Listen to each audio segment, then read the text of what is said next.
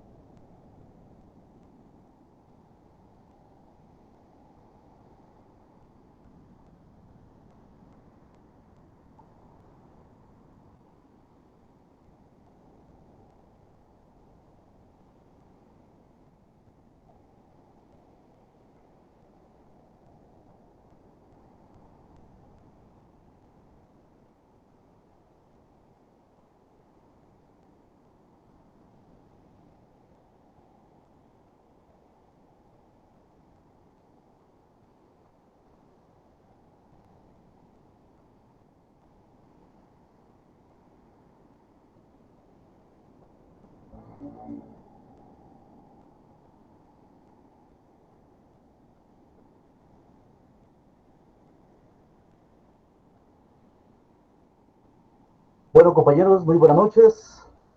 Espero que se me oye. Pregunto. Sí, Buenas licenciado. noches, Licenciado. licenciado. Escucha. Perfecto. Que ayer tenía el micrófono por aquí, entonces ahora estamos probando para ver, ustedes me dirán si se escucha mejor con ese pequeño micrófono o sin él. Entonces, hoy estaremos aquí compartiendo una clase más. Pues qué bueno, como diría el burrito de Shrek, si alguna vez han visto la película, oh, qué gusto de volverte a ver, dice otro. Miren, yo soy algo payaso por veces mucha. Realmente el objetivo fundamental no solamente es aprender, sino que hay momentos en que cae bien un chistorete para no aburrirse. Perdón, no quiero ofender a nadie en algún momento de qué estás tomando o con quién estás creciendo. A ustedes es una broma porque realmente pues me parece esto, la comunicación a distancia, ¿verdad? Ustedes entonces sean bienvenidos a una vez más a esta clase de Derecho Procesal Constitucional. Les he enviado, les voy a enviar, perdón, un pequeño acceso a un formulario para que puedan escribir la información que respetuosamente a ustedes les solicito, para que yo pueda tener la información correspondiente. ¿Por qué? Porque de parte de la universidad la voy a tener en un poquito más de tiempo y me gustaría compartirles información y ese tipo de cuestiones. Así que voy a compartirles a ustedes un link para que puedan llenar el formulario por si no lo han hecho todavía, por si no se los han compartido aún. Vamos a ver.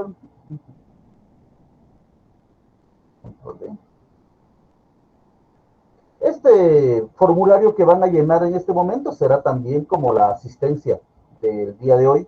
Así que por favor lo llenan. Si hay un problema, pues me dicen para modificarlo o algo que pueda hacer yo en el sistema para poder pues mejorarlo, ¿verdad? Ustedes todo está sujeto a ser mejorado.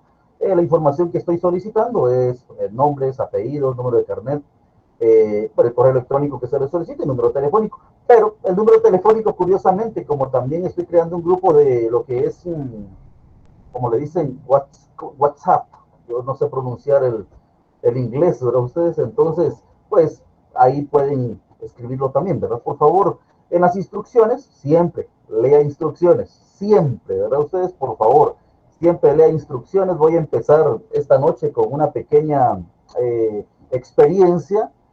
En aquellos tiempos, cuando yo estudiaba en la universidad, salía aquí en Ciudad Vieja, se había habilitado lo que es, vamos a darle la palabra a Juan Francisco Verdugo Flores. Adelante. Gracias, licenciado. Buenas noches, mucho gusto saludarle. Perdone la pregunta, ¿este formulario es el mismo que llenamos en la tarde o es diferente? Yo lo lancé a eso de las 6:30 tal vez, sí. Porque solo un formulario es el que he lanzado, no he lanzado más. Ya lo llenó, pues ya lo llenó, con mucho gusto. Ok, gracias, Sí, licenciado. Muy solamente uno y he enviado, o sea, no son varios. Si ya lo llenó, no tenga pena que ya tengo la información. Gracias. Entonces les comento, ¿verdad? Que me tocó un curso en aquellos tiempos, no sé si todavía, estaban en la clínica para preparación para la tesis, o sea, le preparaban para que se hiciera su tesis y me tocó tomarla en Ciudad Vieja, Zacatepec. Resulta que llegó el día del examen y recuerdo muy bien que el catedrático me dice, compañero, por favor, reparta los exámenes. Éramos un montón. Empecé a repartir los exámenes apoyando al catedrático y pues tomé mi examen y me senté. Empecé a leer y leí las instrucciones, decía claramente, eran como 50 preguntas. Sinceramente era un testamento eso. 50 preguntas que decía muy claramente, lea detenidamente cada una de las preguntas antes de contestar. Pero como el juego era que eran muchas preguntas, las personas se les hace la idea, pero ¿cómo voy a contestar esas preguntas en tan poco tiempo? El juego, ¿verdad? Ustedes. Entonces yo las leí y al final decía, si usted ya terminó de leerlas todas las preguntas, por favor, firme su examen, no conteste ni una pregunta y entréguela al señor catedrático. Recuerdo que leí completo el examen, llegué a esa respuesta y le digo habían pasado como unos 5 minutos tal vez. Le digo a Eric, solo eso, porque tenía la duda también, ¿verdad? Entonces, y Eric me dice, sí, pero permanezca ahí sentado. Señores, para no hacerles larga la historia, hay compañeros que pidieron ampliación del plazo, o sea, llegó la hora y todavía pidieron más tiempo para contestar las preguntas. Entonces, instrucción, valga la redundancia, siempre lea las instrucciones, lea la letrita pequeña, dicen, ¿verdad ustedes? Pero esa es mi recomendación, siempre lea las instrucciones. Así que compañeros, muy buenas noches, bienvenidos todos nuevamente a un programa más, no, a una clase más de Derecho Procesal Constitucional. Hoy vamos a estar hablando, creo que ahí se ve ya ¿logran ver la presentación? ¿Pregunto? Sí, licenciado. Sí, perfecto. Bueno, vamos a empezar en esta hora con nuestro tema de la noche de hoy, que es en el presente caso el poder constituyente, la constitución y el derecho procesal constitucional. Pues vamos a empezar. Primeramente vamos a analizar de dónde surge el poder constituyente, la constitución como tal, ¿verdad? Ustedes, hay un libro, un escrito por Emanuel Sieyes o Emanuel Sieyes, allá por tiempos de la revolución, en este caso de la Revolución Francesa. Yo les recomendaría, cuando tuvieran un poquito de tiempo, léanse el libro completo, no es muy grande, ¿verdad? Ustedes realmente, Manuel Sieyes, plasma en un libro lo que está viviendo en ese momento de la historia Francia. Pues dice claramente ahí, vamos a proceder a leerle lectura, dice, para entender la constitución política, debemos remontarnos a sus inicios. Es precisamente en Francia, previo a la Revolución Francesa, que se inicia con la figura del poder constituyente, con la figura de un pacto social, que nace entre gobernantes y gobernados, ¿verdad ustedes? Si nosotros nos remontamos a esos momentos de la historia, recordaremos a Luis XVI en su momento, cuando toma el poder, hereda el poder, él es muy joven, y se empieza a enfrentar a muchas situaciones que se van dando, y pues toma por esposa, según me recuerdo, se me fue el nombre ahorita, y es muy famosa la chica, entonces, pero continuemos. ¿Cuál es la forma de gobierno de Francia? Siempre fundamentado en Emmanuel Sieyes, dice, la forma de gobierno de Francia, bueno, el sistema de gobierno francés, pues usted lo sabe muy claramente, fue el de una monarquía en donde el poder máximo era ejercido por un soberano, o sea, un rey que por mandato de Dios era puesto en ese cargo por designación divina. Obviamente, usted sabe que cuando la persona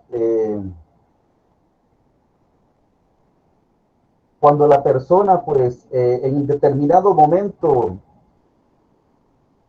tiene un hijo varón, pues se heredaba esa, ¿qué le puedo decir?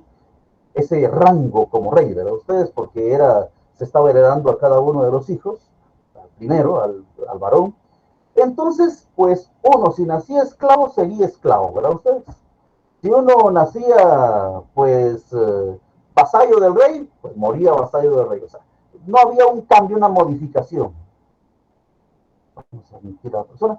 No había una modificación, todo se daba de esa manera. Por eso señala que cuando hablamos de Manuel Sieyes, divide al Estado de Francia en 3 estamentos. O sea, dividía el Estado de Francia en 3 estamentos. Aquí tenemos nosotros al primer Estado, integrado por la nobleza. Si nos ponemos a analizar cuántas personas estaban en la nobleza, cuántas personas integraban la nobleza, era un pequeño grupúsculo que tenía la mayor cantidad del poder, ¿verdad ustedes? El poder de la soberanía.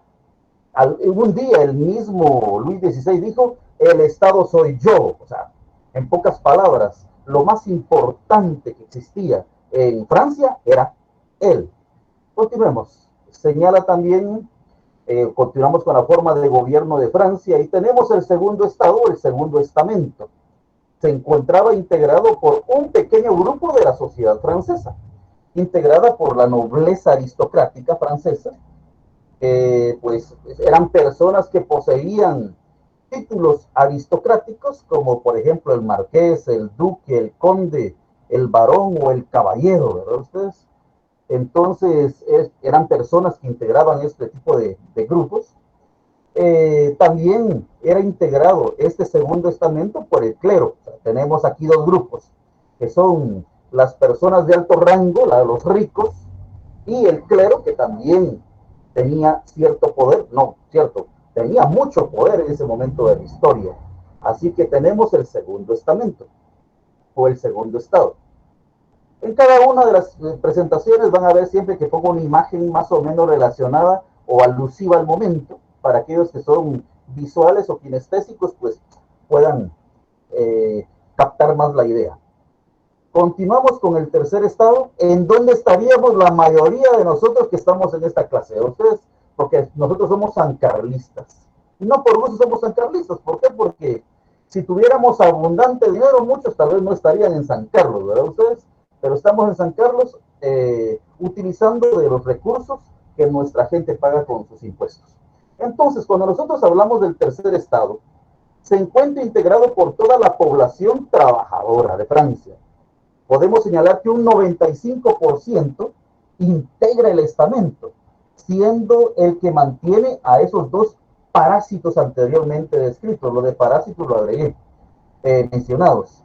Sieyès se da cuenta de esta situación y escribe su libro titulado El tercer estado. No tenía incidencia en la toma de decisiones. Y esto es algo importante. ¿Por qué? Porque si hay algo que motiva a la revolución, es que la mayor cantidad de gente era la que menos incidencia tenía en la toma de decisiones pues, de la dirección del gobierno. ¿Por qué? Porque esta recaía sobre lo que es el rey, que me recordé el nombre, María Antonieta, ¿verdad ustedes? La esposa de Luis XVI.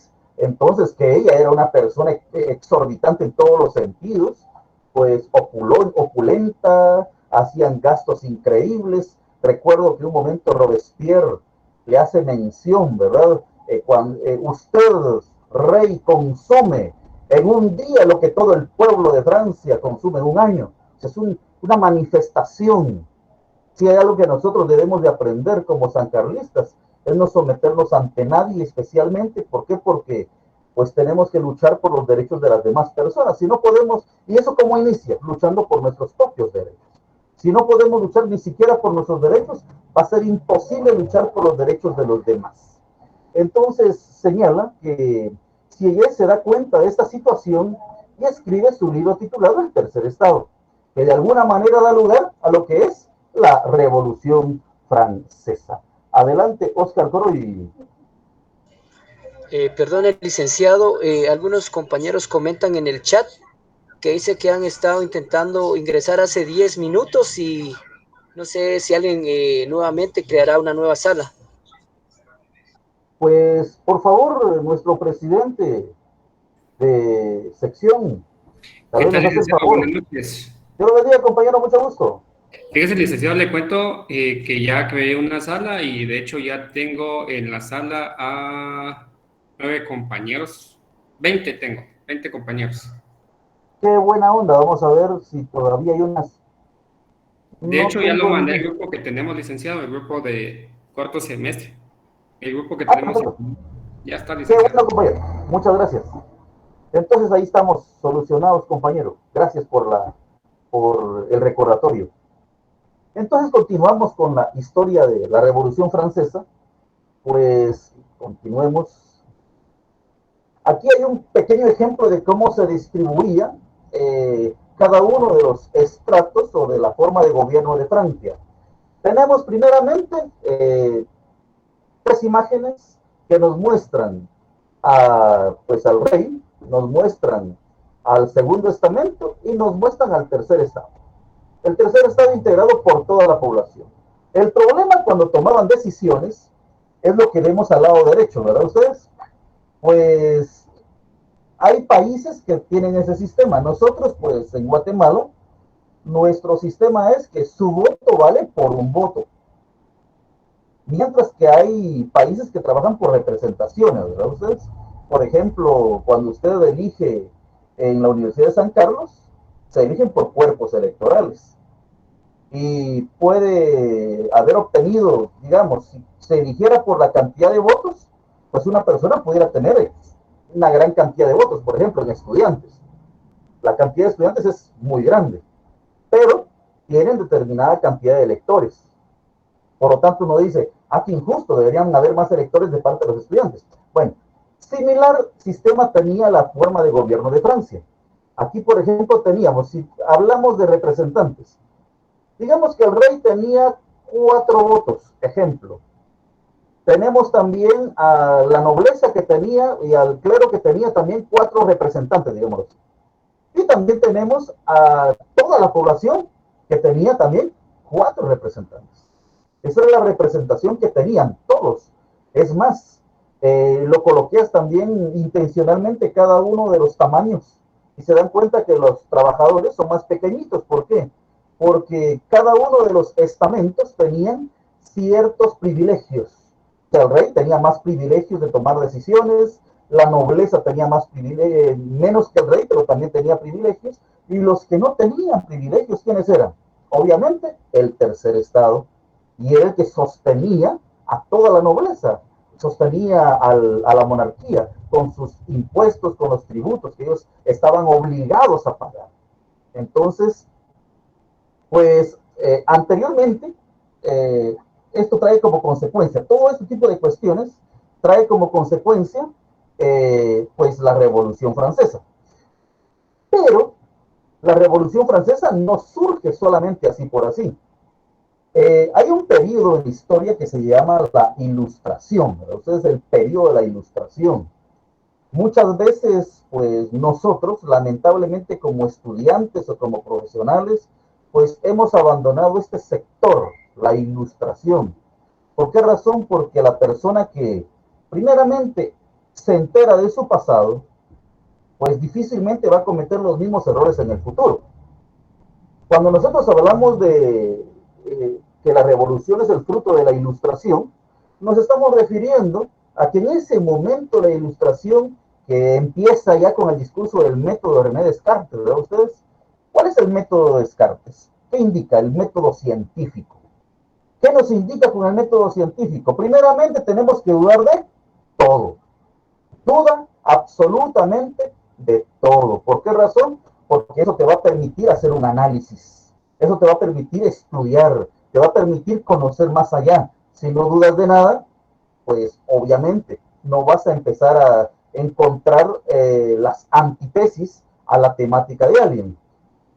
Ciertamente, por ejemplo, en la religión hay dogmas, pero en la ciencia los dogmas no existen. Uno debería de estar investigando y el conocimiento científico es cambiante, ¿verdad? Ustedes tenemos pues tenemos ahí también, aparece Newton, aparecen varios personajes de la historia, pero el objetivo fundamental de la Ilustración fue que las personas empezaron a dudar. Empezaron a dudar, por ejemplo, el derecho natural, ¿verdad? Ustedes, es que él es rey por designio de Dios, o por designio de los dioses. Y la gente decía, bueno, ¿y por qué él es rey por designio de los dioses? ¿Por qué el pueblo tiene que estar sometido a una persona? ¿Por qué tiene que heredar un hijo de él el gobierno? ¿Por qué no tenemos la oportunidad nosotros de salir adelante? Entonces empiezan a dudar. He allí porque en este momento de la historia tenemos en Guatemala, miren ustedes, en este momento de la historia en Guatemala nuestra niñez no está estudiando, no está estudiando. El nivel académico de nuestros niños ha decaído totalmente. ¿Por qué? Por una estrategia llamada pandemia. Una estrategia llamada pandemia en donde nuestra gente, nuestros niños, primeramente, tienen que conectarse a internet para poder estudiar. Lo que significa que si no hay dinero, no hay internet y no hay forma de conectarse. Si no hay teléfono, no hay forma de conectarse. Si no hay computadora, y ahí tenemos una serie de cuestiones que están afectando a nuestra sociedad.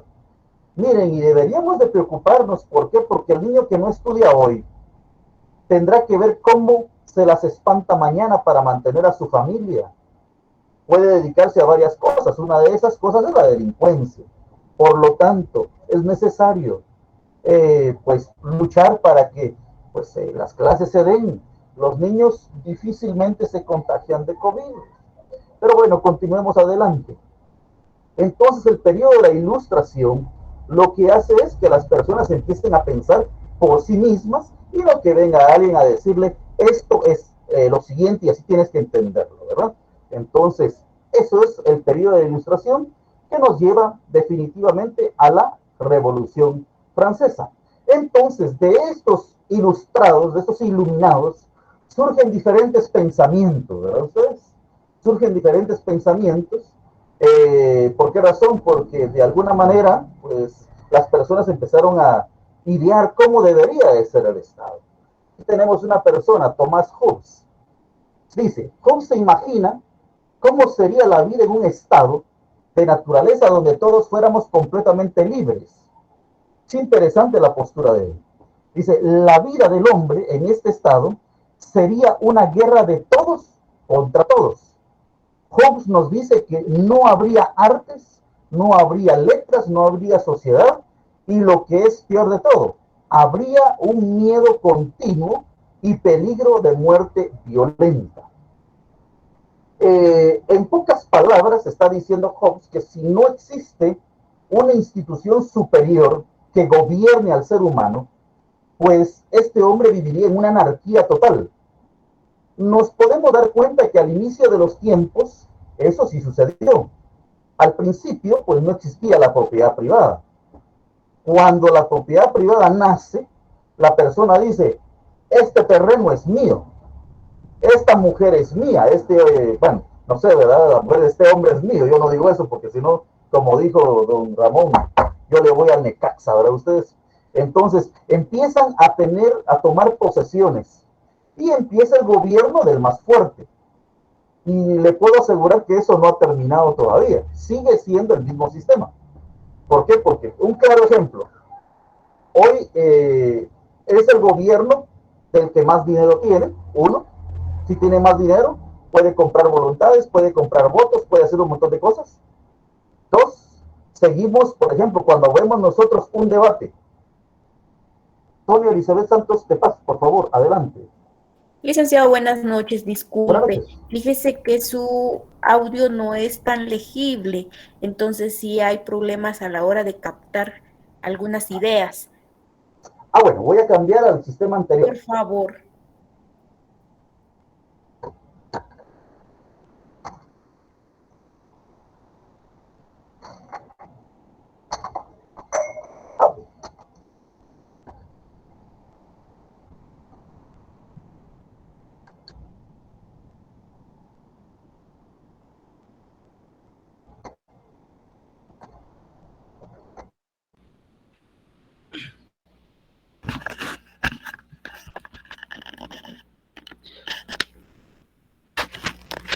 Bueno, ¿se me escucha? ¿Se me escuchan?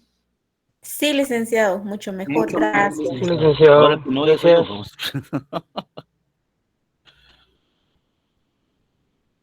Vamos a ver.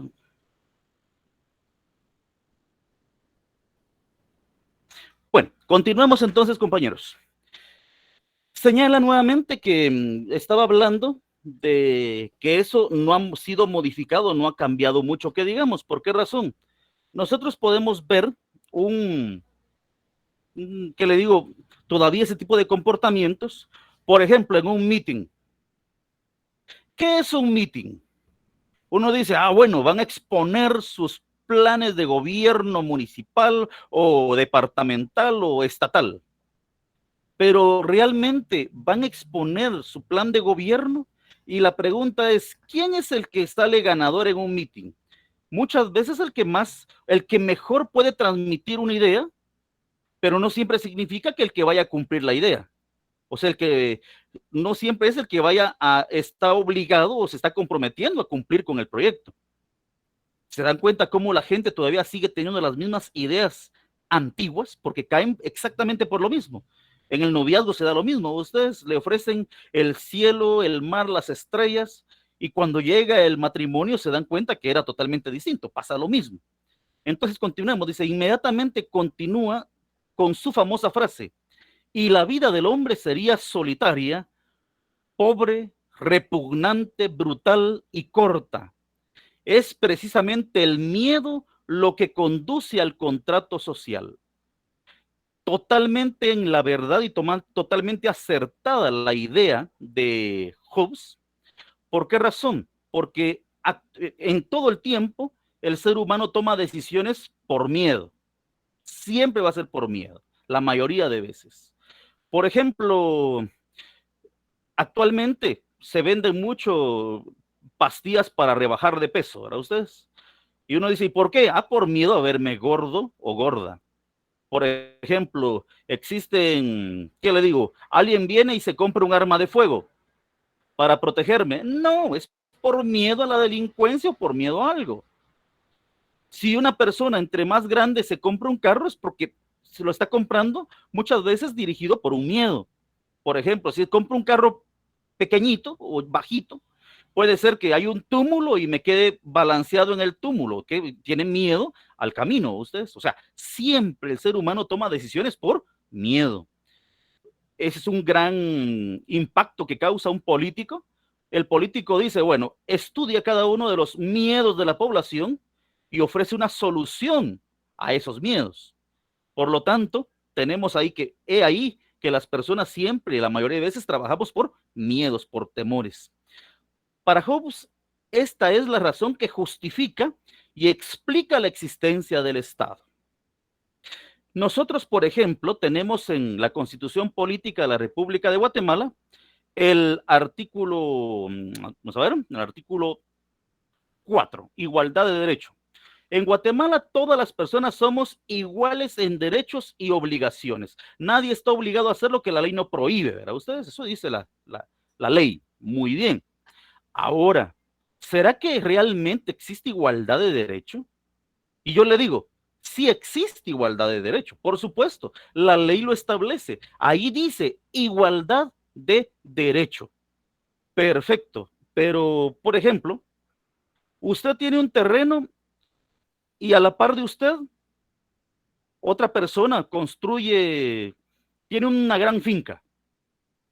Y la persona que tiene esa gran finca, pues viene y se pasa un poquito, unos metros sobre su terreno, porque está construyendo un condominio y se pasó un poquito sobre su terreno.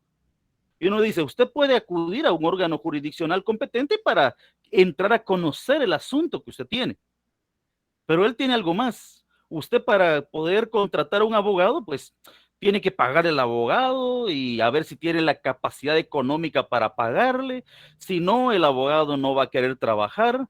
Si va al bufete popular, pues no atienden muchos de ese tipo de casos. Entonces, hay igualdad de derecho, pero no hay igualdad de condiciones. Estamos en diferentes condiciones. Mientras alguien puede contratar 5 o 10 abogados, pues alguien que esté peleando contra él podrá contratar uno, o si mucho, ni siquiera podrá demandarlo porque no tendrá dinero para poder empezar un proceso. Entonces, realmente necesitamos siempre la figura de un Estado, de una Constitución, para garantizar la igualdad de derechos, ¿verdad ustedes? Para poder remediar esa situación. Imagínense, si habiendo igualdad de derechos hay violación a los derechos, imagínese si no estuviera ese pacto social, si no hubiera limitaciones al actual de los seres humanos. Continuamos entonces con la siguiente, Max Weber. Max Weber, por su parte, afirma que el Estado es el necesario monopolio de la coerción legítima. Ustedes lo han visto mucho cuando ven Derecho Penal 1. En Derecho Penal 1 siempre se habla del jus imperium, ¿verdad usted? Del jus puniendi, que es la facultad que tiene el Estado de aplicar justicia. El 203 de la Constitución señala, ¿verdad ustedes? Al organismo judicial corresponde conocer y juzgar y ejecutar lo juzgado, obviamente. Entonces, uno dice, ahí está, el monopolio de la coerción legítima, el monopolio de sancionar la comisión de un delito, el monopolio de regular las conductas. Por ejemplo, en una familia, el papá, si vamos todavía a la figura del derecho romano, ¿verdad? Ustedes, el pater familias, en donde el padre de familia tiene el control de la familia. tiene el control de la familia, tiene el control de los hijos y se tiene que hacer lo que él dice en la figura del pater familias. Entonces señala que pues Max Weber afirmó que el Estado es el necesario monopolio de la coerción legítima y no cabe duda que la prioridad de ese monopolio es velar, uno, por la vida, velar por la vida. Hoy nos damos cuenta de grupúsculos que velan o están luchando por el derecho a la vida y al mismo tiempo, curiosamente, ¿verdad? Ustedes luchan por los derechos de abortar. Doble moral. Unos que están velando para que no se aplique la pena de muerte, pero están a favor del aborto. Y no es interesante realmente.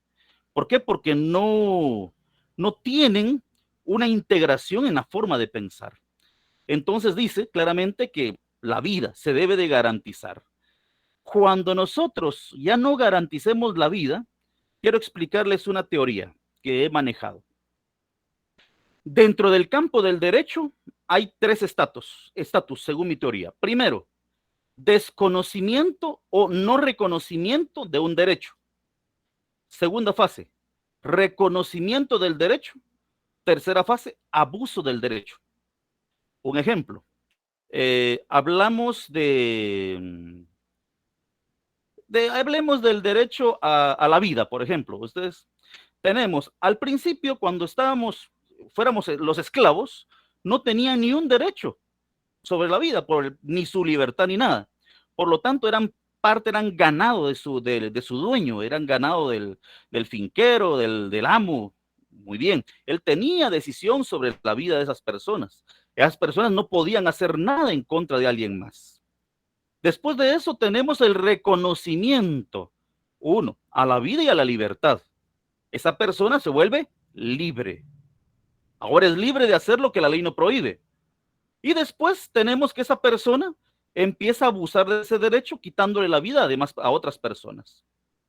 Es lo mismo que se está dando actualmente, ¿verdad? Ustedes, al principio se protegía la vida desde su concepción.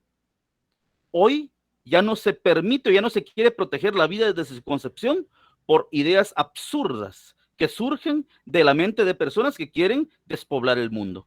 Pero entonces tenemos aquí la idea de Max Weber, que debemos de proteger primero la vida. Segundo, la integridad física y la seguridad. Cuando hablamos de la seguridad abarca todo. Ustedes, seguridad económica, seguridad alimentaria, seguridad, toda la seguridad. Todo eso que John Locke en el siglo XVII definió como propiedad en el más amplio sentido de lo propio. Ahora vamos con John Locke. John Locke es famoso, ¿verdad? Ustedes dice, el humano no está capacitado moralmente para disponer de su existencia. O sea, somos un montón de incapaces. Ni de las demás criaturas. Hasta cierto punto, pues es razonable el argumento. Únicamente tiene el derecho y el deber de preservar su propia vida y por eso, bajo la mirada de Dios, todos los hombres son iguales en derechos y soberanía. Punto importante, ¿por qué razón?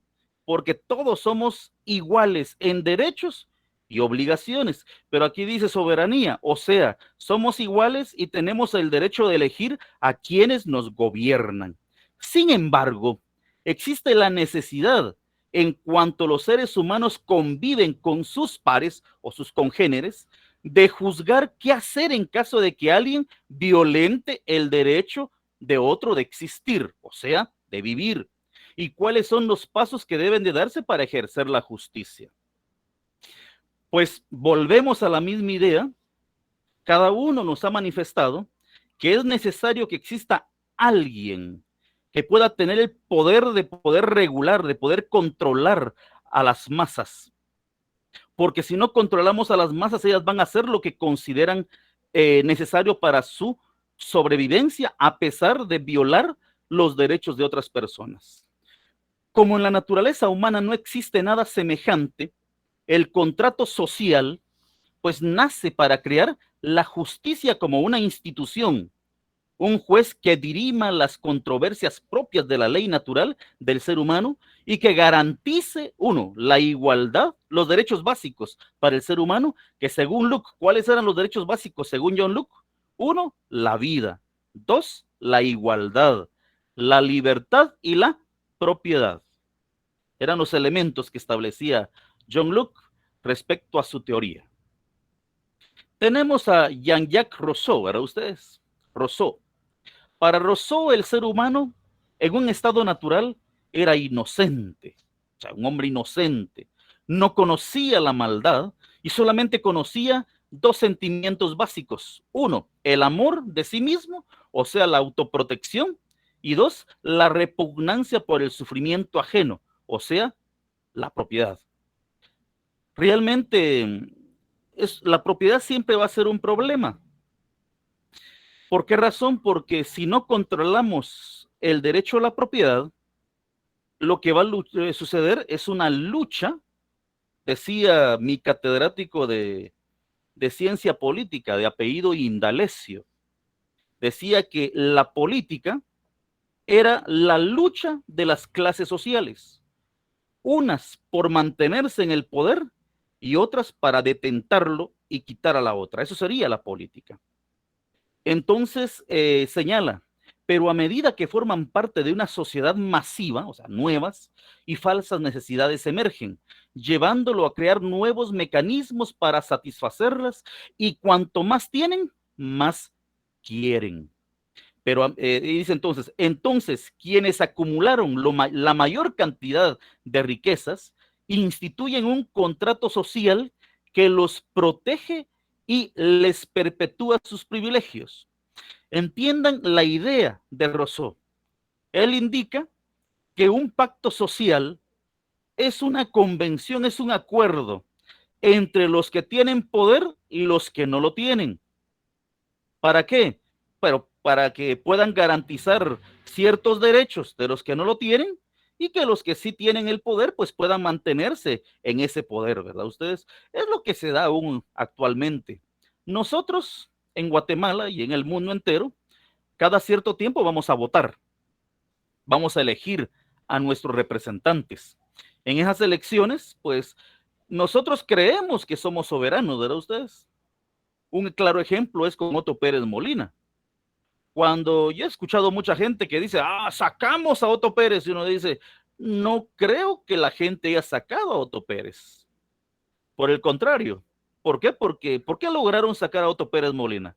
Primeramente porque el sector económico autorizó a sus trabajadores que salieran a manifestar, hubo un montón de movimientos, y uno dice, a eso le llamamos al pueblo. Sí, el pueblo coordinado por un grupo de gente que quería la cabeza de Otto Pérez Molina.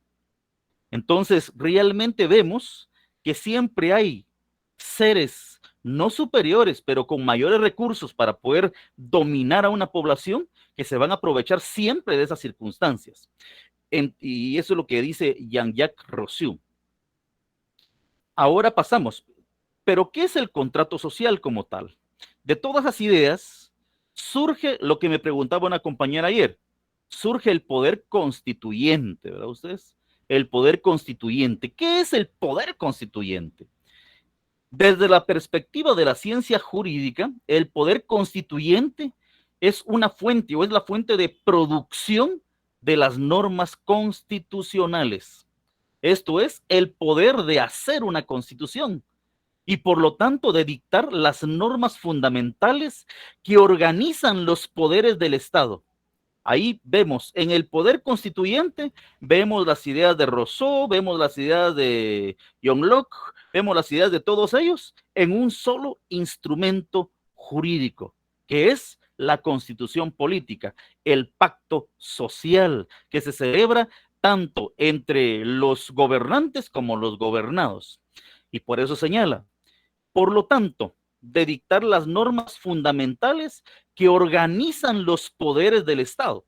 Dicho de otra manera, el poder de instaurar un nuevo ordenamiento jurídico, es decir, de regular las relaciones jurídicas en el seno de una nueva comunidad. Constantino Mortati. Cuando nosotros hablamos del poder constituyente, estamos hablando de un poder creador, ¿sí? Alguien que puede crear una norma constitucional de acuerdo a las necesidades de su población. Hablábamos ayer que pues en 1985 fue promulgada la Constitución Política de la República de Guatemala, que hasta la actual fecha permanece vigente. Entonces, ¿y quién produjo esa Constitución? Un poder constituyente, una Asamblea Nacional Constituyente. Continuemos, dice, el poder constituyente es un acto imperativo de la nación que surge de la nada y organiza la jerarquía de los poderes. Emil Botmy tiene esa idea. Entonces, el poder constituyente es un acto imperativo de la nación que surge de la nada y organiza la jerarquía de los poderes. Si bien es cierto, las personas cuando crean una constitución, pues tienen que ir estableciendo cuáles son las necesidades de la población, cuáles son los problemas que aquejan a la población y crear una constitución política. Pero ese poder constituyente que está allí representa un pueblo, representa la soberanía de un pueblo y por esa razón tienen esa facultad para poder crear esa norma suprema llamada Constitución Política. Para nosotros, Constitución Política de la República de Guatemala. Dice, mediante el poder constituyente, el pueblo puede materializar su soberanía a través de la redacción de la norma suprema. Un pueblo es soberano cuando puede autodeterminarse, ¿verdad ustedes? Autodeterminarse. Tenemos los pactos internacionales de derechos económicos, sociales y culturales. El Pacto Internacional de Derechos Civiles y Políticos dicen que la libre determinación de los pueblos, así lo dice. Ahora la pregunta real es, ¿existe libre determinación de los pueblos? La respuesta es muy evidente, ¿verdad ustedes? Tenemos un pequeño ejemplo como el caso de El Salvador, México, Venezuela, determinados países que han decidido una libre determinación, elegir un sistema distinto. Ah, por supuesto, eso no lo pueden hacer. ¿Por qué? Porque entonces vienen sanciones internacionales. Un claro ejemplo es el gobierno de El Salvador. Todo lo que realizan, bueno, ahorita actualmente sí, pues, con la captura desmedida de tanto criminal, entre paréntesis, entre comillas sería, pues sí hay violación de derechos humanos, obviamente, ¿verdad ustedes? Pero hay ciertas medidas que el señor Bukele optó en su pueblo que no vulneran los derechos del país de El Salvador, pero obviamente sí atentan en contra de los intereses de Estados Unidos, de la potencia del norte. Lo mismo pasó en Guatemala, ¿verdad ustedes? Cuando llegó nuestro presidente después de Juan José Arévalo Bermejo, llega también nuestro gobierno en este momento, sí estoy padeciendo un poquito de amnesia ustedes. Tenemos a nuestro presidente, mi favorito, y se me fue el nombre. Alguien que me recuerde, por favor. Arbenz Guzmán. Jacobo Arbenz, ahí está. Gracias, compañero. Lo tenía en la punta de la lengua. Miren, el gobierno de Jacobo Arbenz, pues uno de los mejores que ha tenido Guatemala, igual que el de Juan José Arévalo Bermejo, pues nos damos cuenta que atentaron en contra de la potencia del norte.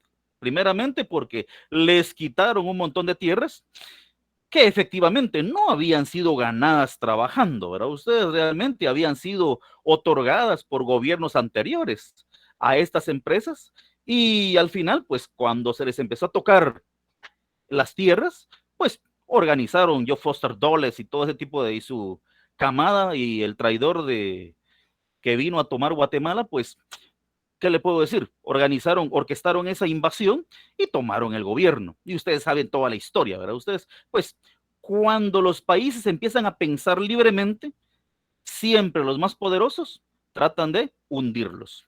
Entonces tenemos claramente que la Constitución busca regular la política a través de su sometimiento a la lógica del derecho y se trata de construir un gobierno de los hombres, obviamente, para los hombres. Continuamos. Perdonen lo del perrito, pero como es de mi autoría, lo puse a él ahí. Dice, el poder constituyente es la facultad soberana y temporal. Por favor, ese es un elemento muy interesante del poder constituyente. ¿Por qué? Porque si bien es cierto, tiene la facultad soberana o es convocado para crear una constitución política. Pero una vez creada la constitución política, ese poder constituyente desaparece la Asamblea Nacional Constituyente. ¿Por qué? Porque ya tenemos creado el resultado de esa asamblea, que sería la constitución política de la República de Guatemala, que es la que va a regular las conductas de todas las personas, tanto de los que están en el poder, así como de los administrados. Muy bien, ahora pues, ese es el poder constituyente. El poder constituyente es un poder creador, que deviene de la soberanía de un pueblo. Por eso señala cuando hablamos de los elementos del Estado, ¿verdad? ¿Ustedes cuáles son los elementos del Estado? Y uno dice, está la población, está el territorio, está el espacio marítimo, está el espacio aéreo y está la capacidad jurídica de autorregularse, de crear sus propias normas jurídicas. Y en esa facultad que tienen, pues es de donde surge la norma jurídica. Ustedes sabrán qué es una norma jurídica. Por cierto, una pregunta, por ejemplo, que se la hice un día a un compañero en un privado. La pregunta fue la siguiente: compañero, defíname derecho. Y la persona se quedó así en stand-by. ¿Derecho? ¿Qué es derecho? ¿Qué es derecho? Bueno, me imagino que fue por el nerviosismo. Pero una norma jurídica, ¿qué es una norma jurídica? Dice, una norma jurídica es un mandato o regla que tiene como objetivo, 1, dirigir el comportamiento de la sociedad. En concreto, la norma jurídica confiere derechos e impone deberes a los individuos, porque siempre una norma jurídica va a ser bilateral, ¿verdad? Ustedes confiere derechos y obligaciones. Entonces señala que confiere derechos e impone deberes a los individuos de la sociedad. Toda norma jurídica debe respetarse por los individuos, ya que si se incumple puede suponer una sanción o una consecuencia jurídica. Entonces, es una norma jurídica. Tenemos la definición del derecho, ¿verdad? ¿Qué es el derecho? Es un conjunto de normas jurídicas, instituciones y que pretenden regular la conducta externa de la persona humana. Recordarán ustedes del iter criminis, que indica, ¿qué regula el iter criminis? Hay dos fases, ¿verdad ustedes? La fase interna, que la fase interna usted puede pensar, yo le voy a matar a ese abogado, ese licenciado, ese catedrático, porque me cae re mal. Mientras usted no lo saque a la realidad, es algo interno, o sea, eso no lo prohíbe el Estado de ninguna manera. O sea, creo que en la mente todos hemos sido asesinos alguna vez, ¿verdad ustedes? Pero cuando uno exterioriza esa idea, pues surge, ustedes se recordarán, surge el delito en tentativa, dependiendo, delito preterintencional, delito en estado de, ¿qué le digo?, delito consumado, y empiezan todas esas figuras. ¿Por qué? Porque es el cumplimiento de una norma. Muy bien. Tenemos también, dicen, la norma jurídica, ahora vamos a la norma jurídica fundamental. Una norma jurídica es cualquier cosa, o sea, cualquier otra norma. Pero la norma jurídica fundamental es la que se encuentra establecida en la Constitución política. Esa es la norma jurídica fundamental, general o constitucional. ¿Por qué? Porque es la que va a regular todo. Como dijo alguien, lo regula todo, lo controla todo, lo sabe todo, ¿verdad ustedes? Bueno, dice, se conoce como normas constitucionales y son las que establecen las reglas de conducta de carácter supremo y que sirven de fundamento y de base a todas las disposiciones constitucionales de las ordinarias.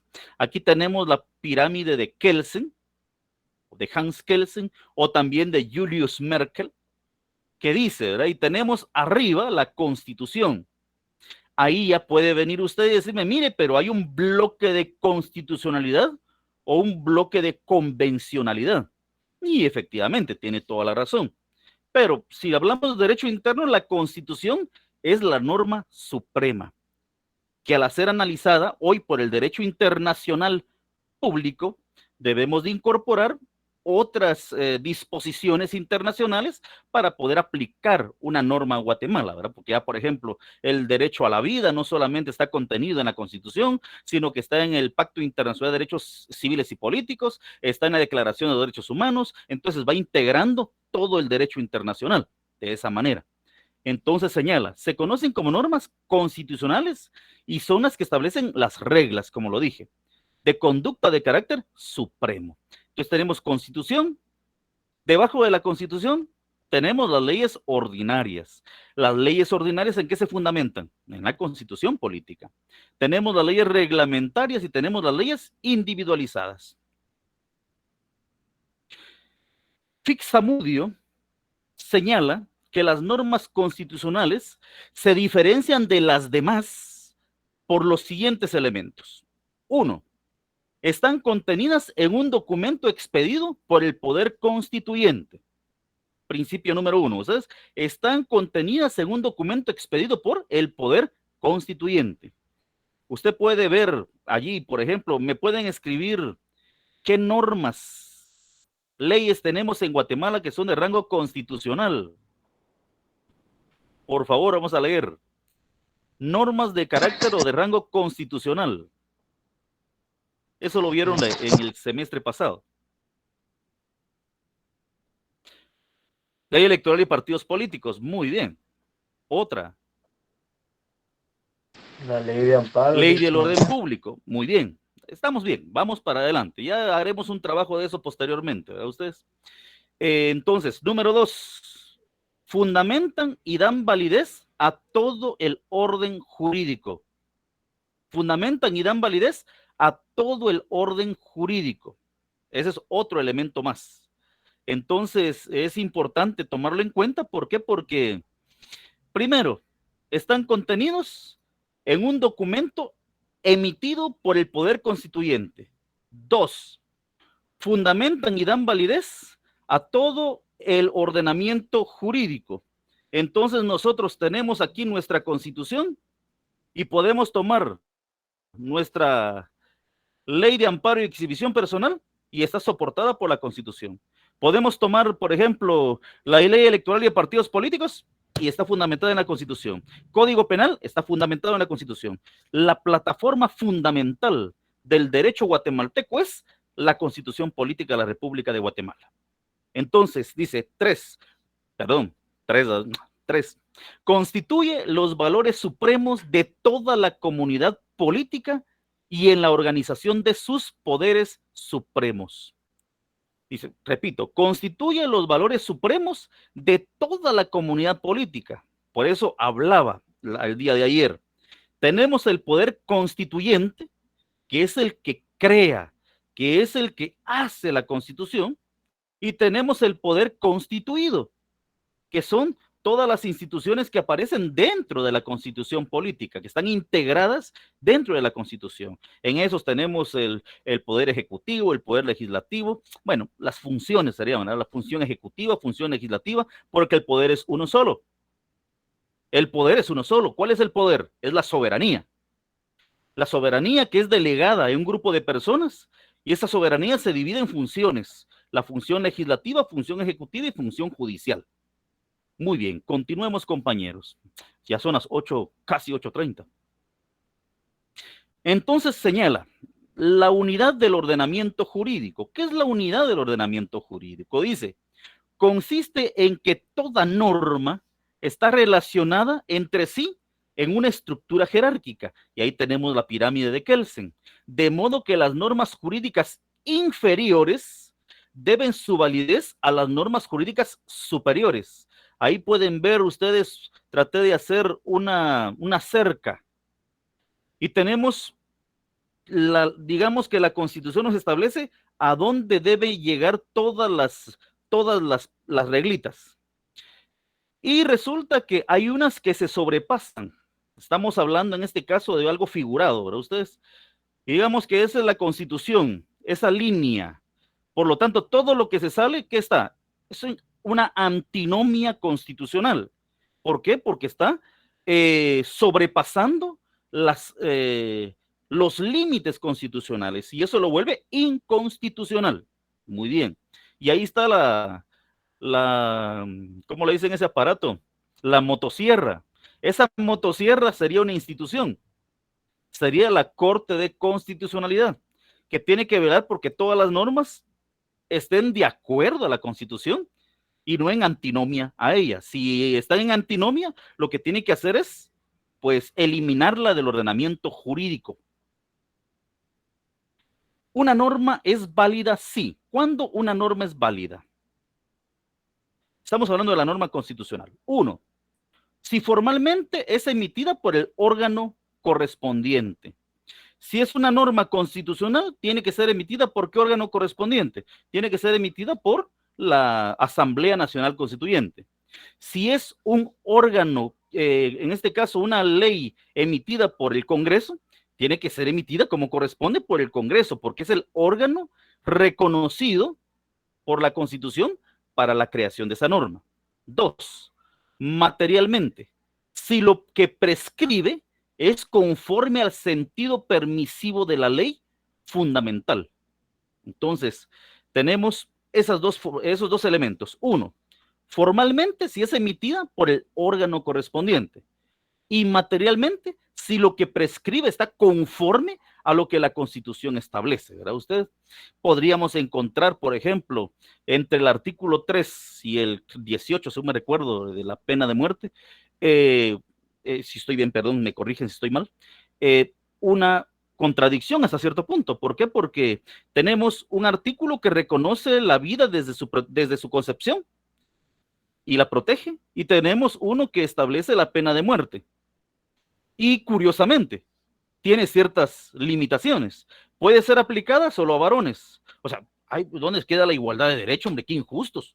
También hay que matar, no, es broma, ustedes, realmente, pero si ustedes lo analizan, y la igualdad, pues, ¿dónde queda? Entonces, tenemos ahí dos normas, formales y materiales, para que sea válida. Derecho procesal constitucional, concepto general. Para González y Deleito, el derecho procesal constitucional es una rama del derecho procesal. No estoy diciendo que sea la teoría fundamental, ¿verdad ustedes? Pero es una definición de derecho procesal constitucional, un concepto.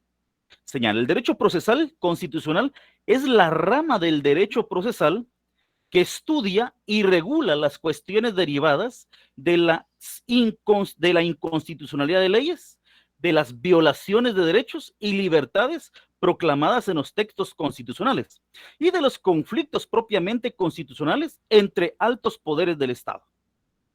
O sea, realmente lo que pretende el derecho procesal constitucional es garantizar la prevalencia de la Constitución, de los principios, de las garantías, de todo lo que la Constitución política establece.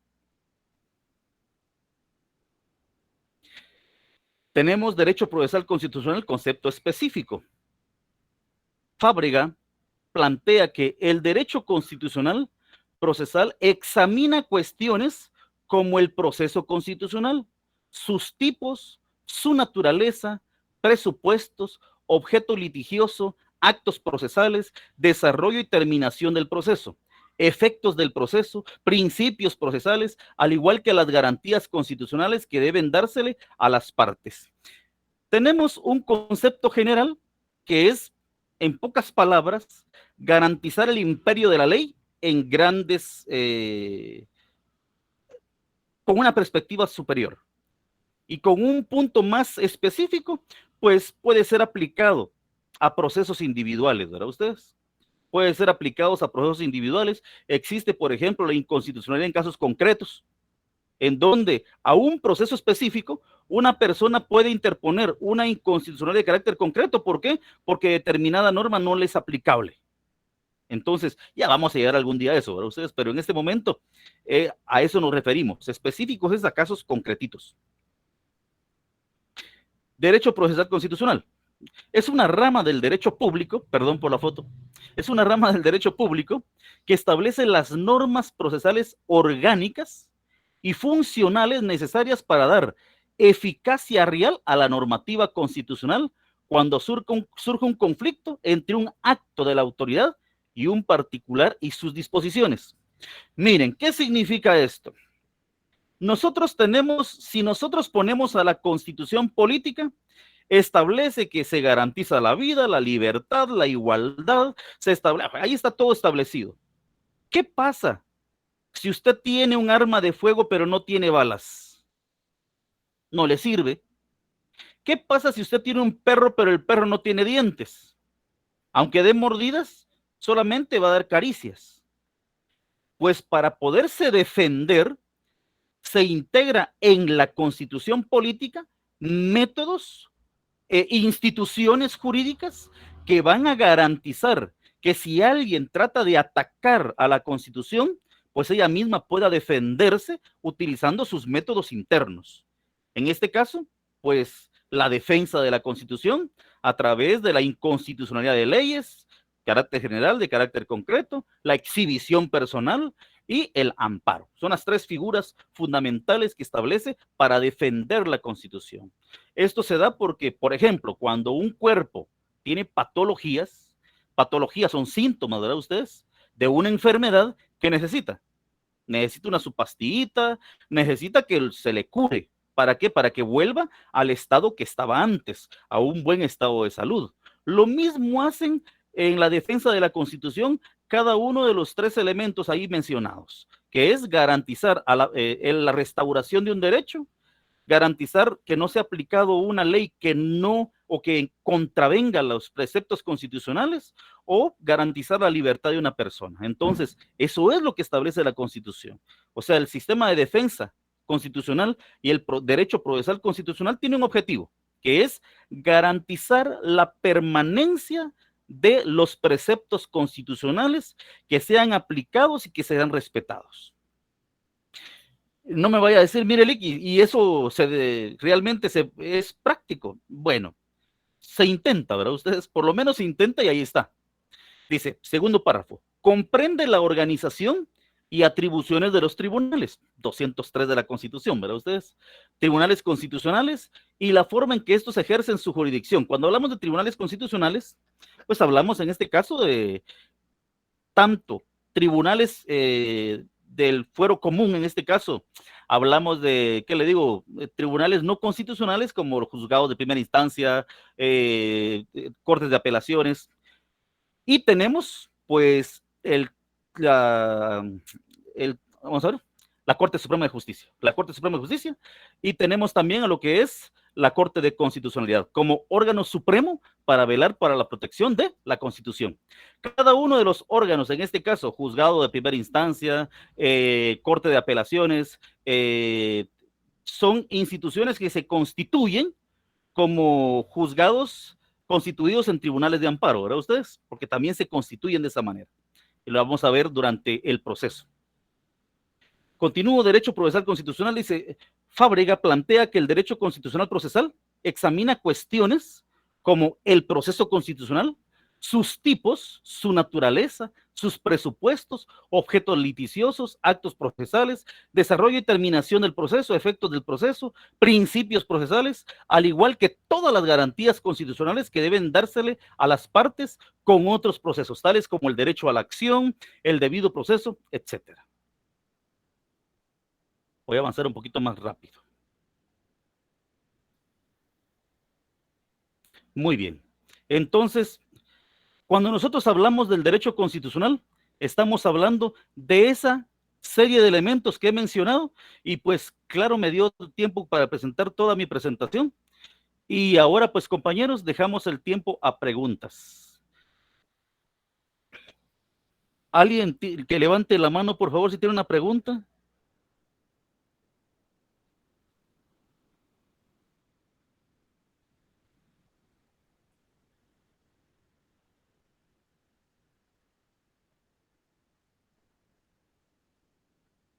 Si no, yo pregunto. Vamos a ver. Compañero Oscar Coroy. Bueno, aquí nos hacen una pregunta.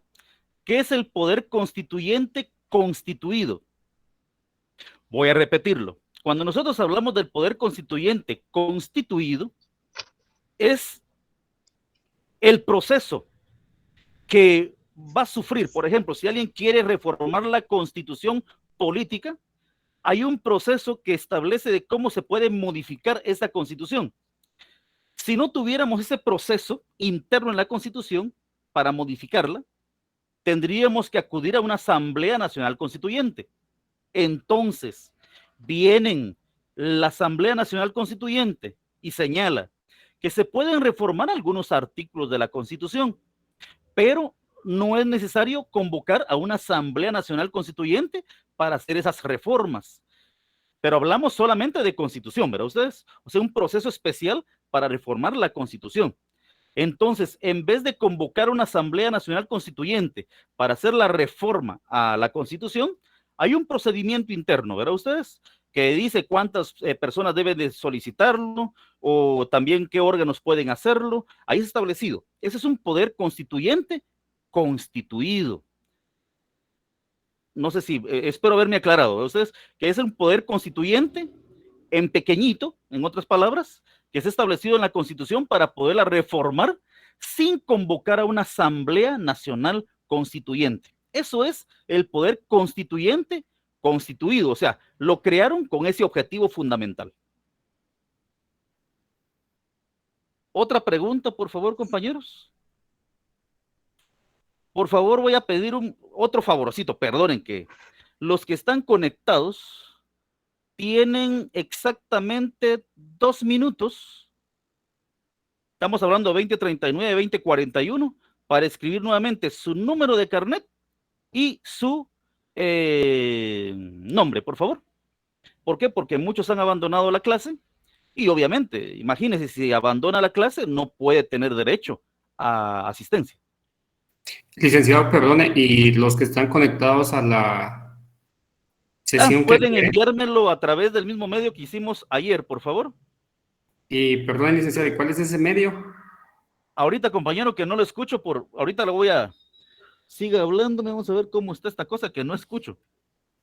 ¿Cuál es el medio para poder enviárselo? Porque aquí ya me... Por correo electrónico, Freddy. Sí, envíamelo por correo, porfa. Muy bien. Licenciado, y para las personas que no se pudieron unir desde el principio a esta sesión, sino que hasta después, supóngase, yo me uní de primero a la sesión que tiene el compañero y después me pude unir a esta, pero al principio no puse mi carnet acá. Ahí estamos. Perdón, ¿podría repetirme su comentario que oía muy poco? Cuénteme. Fíjese que yo no me pude unir a esa sesión desde el principio porque estaba completa, entonces me uní a la que hizo el compañero, pero no puse mi carnet desde el principio acá, hasta después me uní a esta y hasta ahorita puse, o sea, solo la segunda vez puse mi carnet acá. Correcto, mire, ¿llenó el formulario que solicité? Sí. Esa es la primera asistencia. Ok, gracias, licenciado. Y esta sería la segunda para poder verificar que usted permaneció en la clase aburrida del ICA. Ustedes, espero no ser tan aburridos ustedes. Realmente, si alguien tiene un comentario, por favor, me dice, mire, esto no me gusta de usted, no tenga pena, jamás le quitaría puntos a nadie por esa razón. Creo que estamos en un país libre. Amílcar Ramos, adelante. Licenciado, disculpe, ¿será que me podrá dar otra pequeña definición sobre el derecho constitucional procesal? Es que no me quedó muy claro, por favor. Vamos a ver. ¿Quiere otra explicación del derecho constitucional? Sí, por favor, constitucional procesal. Bueno, cuando nosotros hablamos del derecho procesal constitucional, estamos hablando del conjunto de instituciones jurídicas establecidas en la Constitución para poder defender el imperio de la misma. O sea, por ejemplo, tenemos, ¿cómo podría poner un ejemplo en este caso?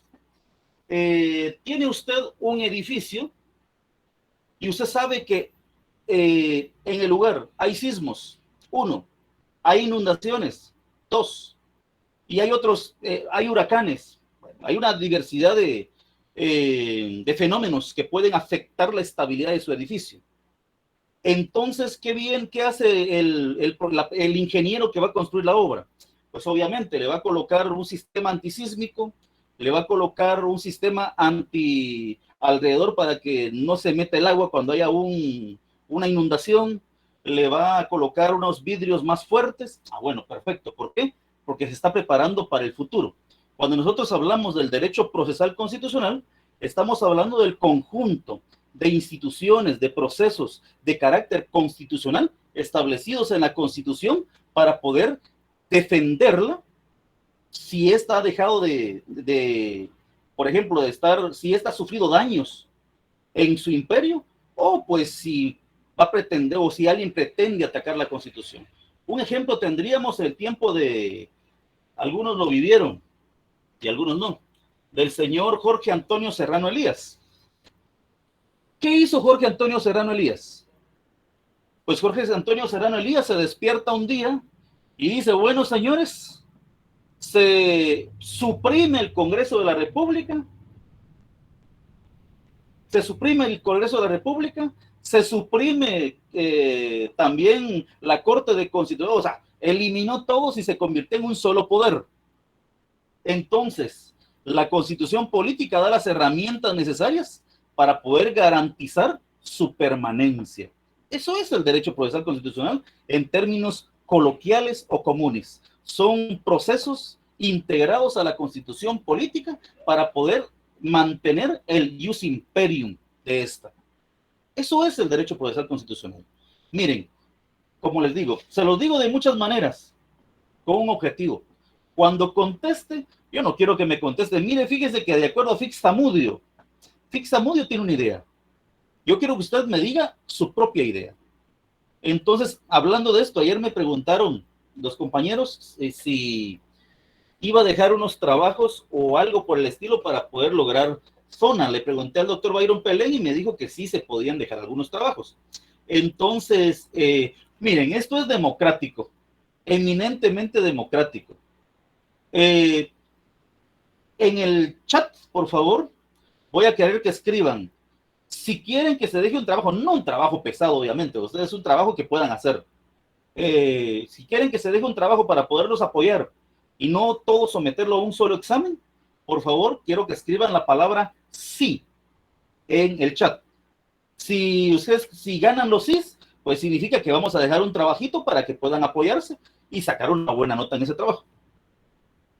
No va a ser severo y lo vamos a tomar así democráticamente, ¿verdad? Ustedes, para que tampoco les afecte en otras clases.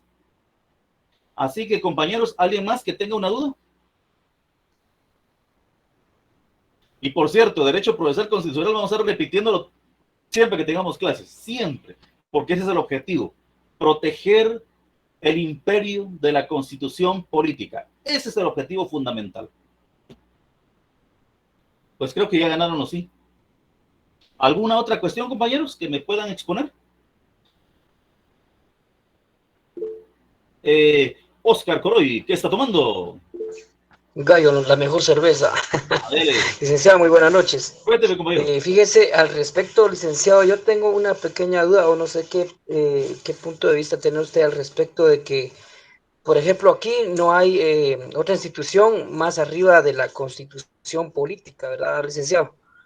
Pero tengo entendido que Telma Cabrera quiere hacer, o sea, digamos, prácticamente quiere modificar la Constitución política. ¿Será que es posible eso? O como dice usted, que tiene que estar la Asamblea Nacional ahí para poder modificar alguna ley o reformar.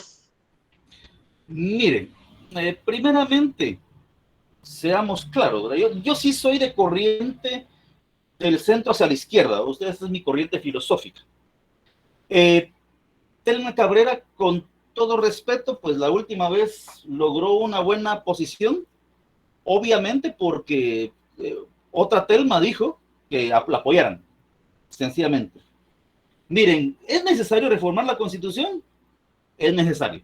Hay artículos que deberían ser reformados, hay que hacer un análisis, pero ya se intentó una vez, ¿verdad? Ustedes se recordarán, me recuerdo qué año, 96, con la firma de los acuerdos de paz, surgió una propuesta de reforma a la Constitución y en la consulta popular ganó él. No. ¿Por qué?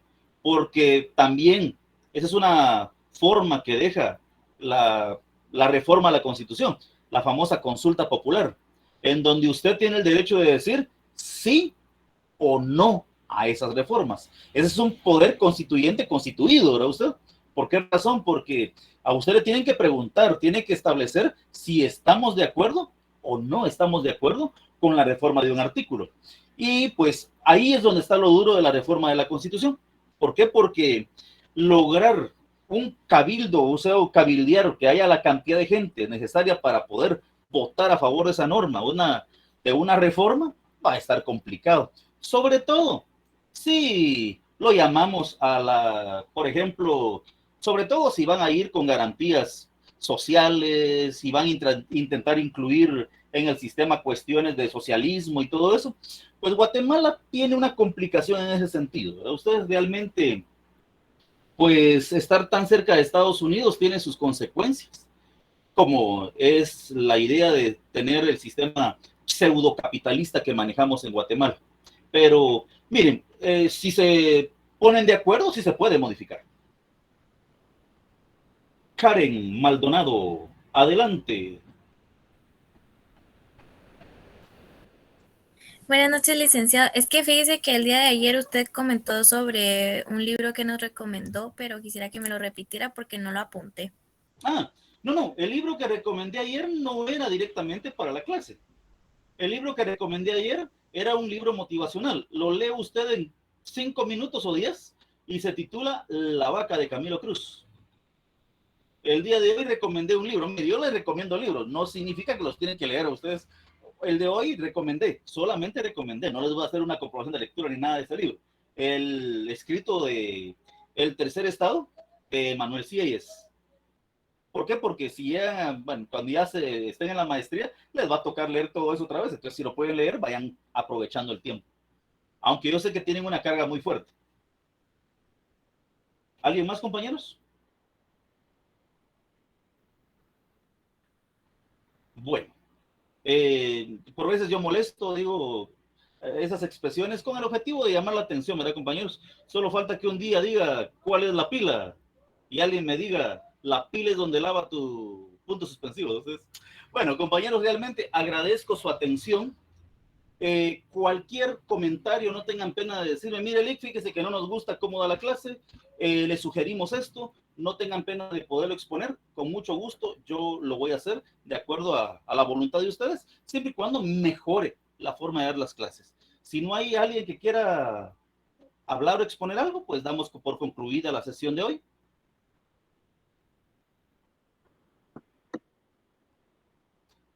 Ana Sofía, no. Bueno, compañeros, como en virtud de que nadie ha hablado, pues han callado para siempre el día de hoy. Muchas gracias por haberme soportado en esta noche y muchos saludos. Feliz noche, licenciado. Licenciado, feliz noche. Buenas noches, licenciado.